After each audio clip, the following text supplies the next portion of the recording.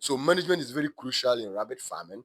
And so the cleaning, the observation, the disinfection, and all that, it should be very, very, frequent. You don't just put them together and you go away and leave them, they'll die. My name is Clovis Kajetan, CEO of Plan B Solutions, that has trained and mentored over 1,500 young people and women across Ghana. I'm into poultry and rabbit farming, at least a small skill for now. Sorry. Yeah. So, since we are basically talking on rabbit farming, we would first of all like to know what your motive for starting rabbit farming was. What was your inspiration for picking up rabbits? Honestly, I think when I was younger, I think around 15, 16 years there, we had a neighbor who was doing rabbitry. And as small boys, we used to go to the bush and then we were virtually feeding the rabbits. But I think since then I've not really seen anything about rabbitry until 2024 last year, September, just around this time, that I traveled to Tamale. And I realized that my brother was also doing something like that. So I also made up my mind that my 2025 resolution is to get some businesses in agriculture that could, that has the potential to grow. And of course, as a young person, I need money fast. Definitely. So I want to do something that will give me money faster. I didn't want to go into something that would take me years to know, not that I had those ones, but then I wanted something that at least every month, every day, something could come in, And so that actually, so my own is just like business. I didn't think about maybe I like rabbit because of how nice. No. I want to do business. So it's not about liking the animal. It's about using the animal for business. That is what motivated me to go into rabbit. So when I went to his place, I saw the rabbits and I asked him a few questions. I said, so this thing, how does it produce? And I was very shocked that he told me, I think he had two females. He told me he had just brought them in about 5 months ago. And he had about 50 rabbits. Wow. So I was like, how? And that was why I discovered that a rabbit actually gives birth within a month. And it doesn't just give birth to one, it can give birth to like maybe 6, 7, up to 10 to 12. And I said, oh, wow. How is the market? He said, oh, people have been disturbing him for them, but he doesn't even want to sell them. And as a businessman, if people are disturbing him for them, that means that there is demand. So I said, okay, in that case, let me pick it up. So I actually got back and then, I didn't have any cage, I didn't have anything.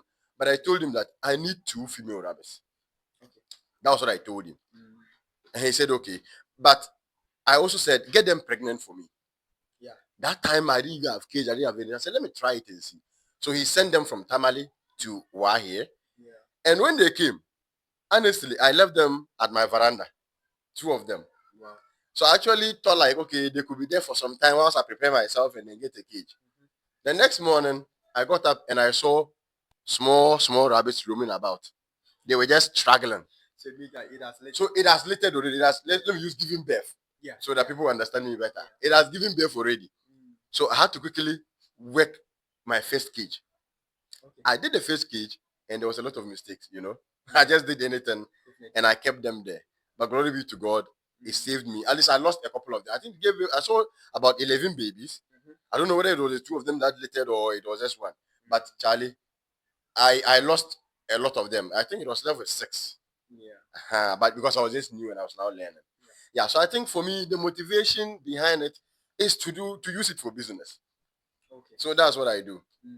That's what motivated me to go into business, go into rabbit farming as a business.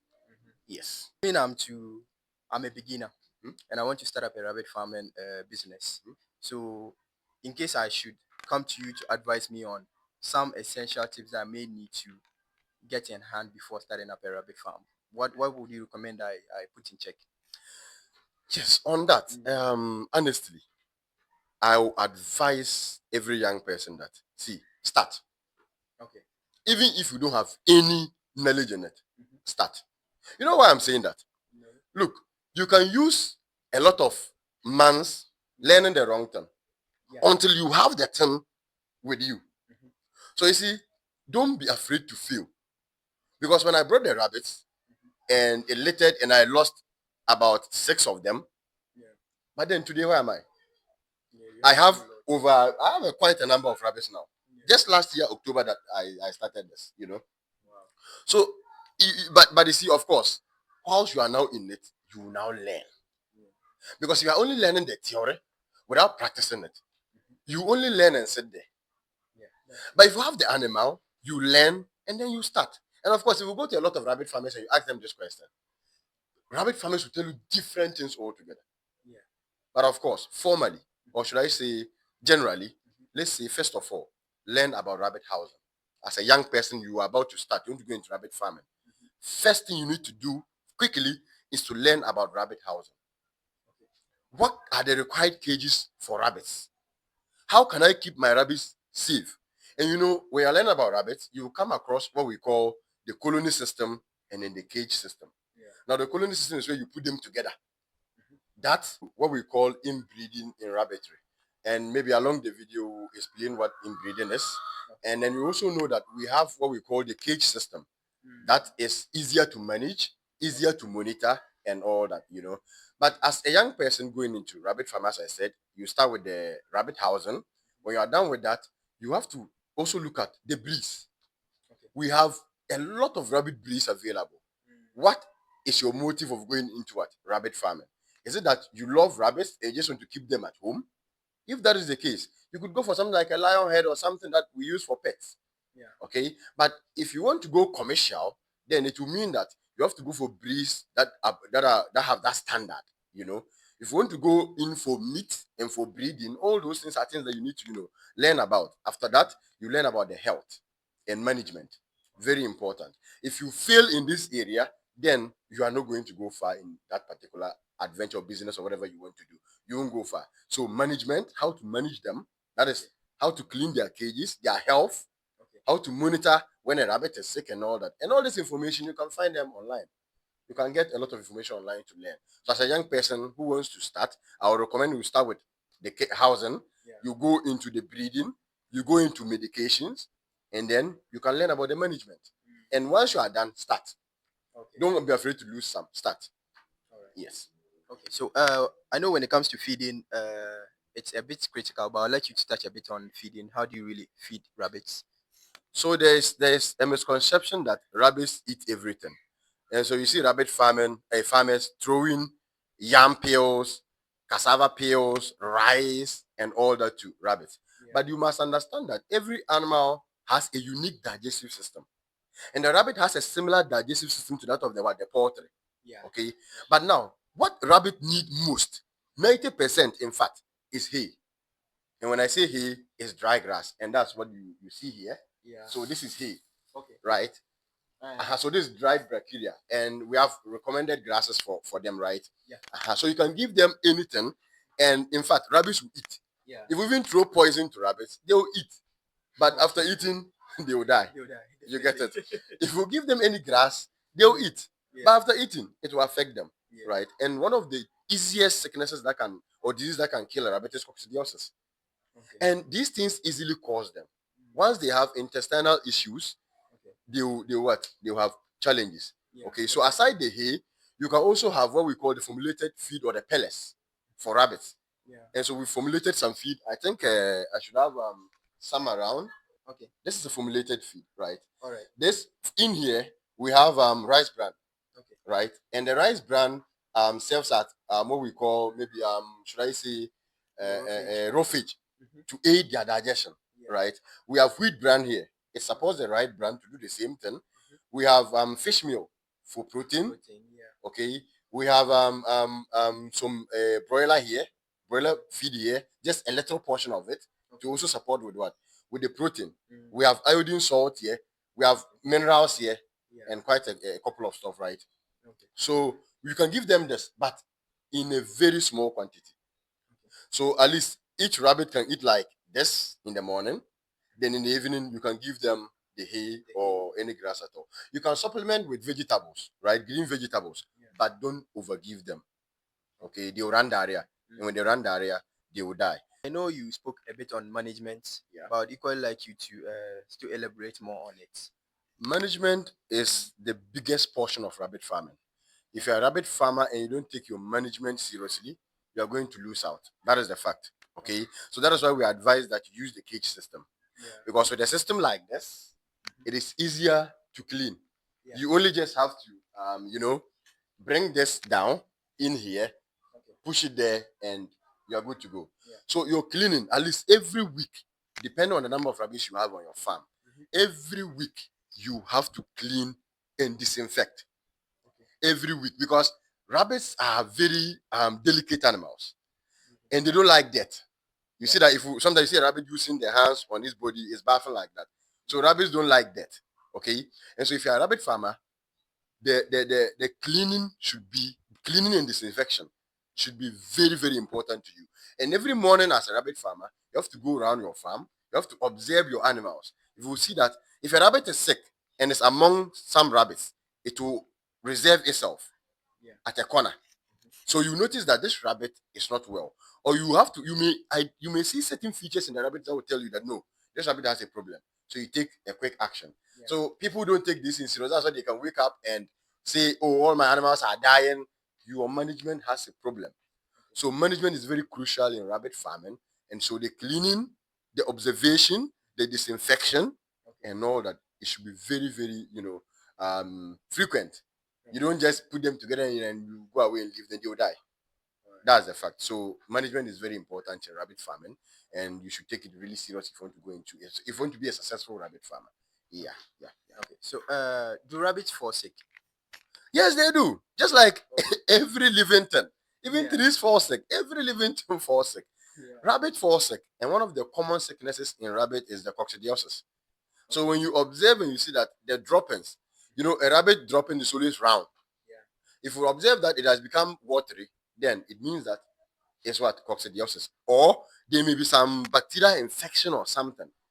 You can give it banana or plantain leaves. If it still persists, then it means that you have to treat it. Yes. So I think rabbits fall sick. And as I said, if we see a rabbit separating itself from the other rabbits or not active, or rabbits are naturally active. So if a rabbit is not active, then there's something wrong with the rabbit. So rabbits do fall sick. Yeah. Yeah, so I quite recall you mentioned that before going into it, you must first of all think of the main motive of the business, what you seek to accomplish. So, what do you really produce? You produce for breeding stock or for pets, or what do you really produce for? So personally, I started with breeding. But along the line, I felt like let me add some meat, varieties. So I had to get something like Hyla Max to, New Zealand because they have good bone to meat ratio. So I had to, bring them in and then, cross with some of my breeding stock to get the full meat. Along the line, I felt like, okay, what if someone, because I'm a businessman, so what if someone call me and request for a rabbit for pet? Can I get it for the person? That was where I had to introduce the lion head as well. And I believe along that I may show how the lion head looks like, that we use it for pet. And so I had to introduce that as well. And so now I do like a mix. I do for breeding, I do for meat, and I do for pets. Yes. Okay. So in terms of marketing, how do you really market your animals? First of all, is there a market for rabbits? Fantastic. I think this is the most should I say the most raped issue. Okay, they've raped the issue out to the extent that look, people keep saying that there's no market for rabbits, and that discourages a lot of people from going into rabbitry. And I have said that if you have rabbits anywhere, call me, I will sell them for you. Okay, so it means There is market for rabbits. And my question is that how are you marketing your rabbits? You cannot keep your rabbits at home. Nobody knows you have rabbits. And you get up and you complain that there is no market. Have you gone into the market? It's not just about posting rabbits. Maybe the people on your phone or on your WhatsApp or whatever, they have nothing to do with rabbits. Let's go into social media. Facebook. In fact, I have two customers in one in Tema, one in Kumasi, and the demands they are making, I can't even meet it. One said I should kill and dress 50 rabbits for him. I don't have that number right now to give the person. And the other said they need 60. And the last time, an NGO reached out to me that they needed 60 rabbits. I roamed the whole town. I was able to get only 40 for them. Wow. As I stand here, if you bring me 20 rabbits right now, tomorrow I'll sell them. Okay. So there's market for what? Rabbits. A huge market for rabbit, because you see, rabbit meat has the highest protein with the lowest cholesterol. People don't know. It is the healthiest meat you can ever think about. Okay. And it's very delicious, but people don't know. You know, so it is time for us to even advocate for the intake of rabbit meat. It's medicinal, good for pregnant women, good for people with diabetes, very good for elderly people. But we don't know all these things. So how do you market? So now, locally, I can get up, pick a cage, put some rabbits inside, and I'll be roaming around. Yeah. And the last time I did that, about 10 people took my contact. Yeah. And they came in and they bought rabbits. Okay. So there's market for rabbits. It depends on how you are marketing it.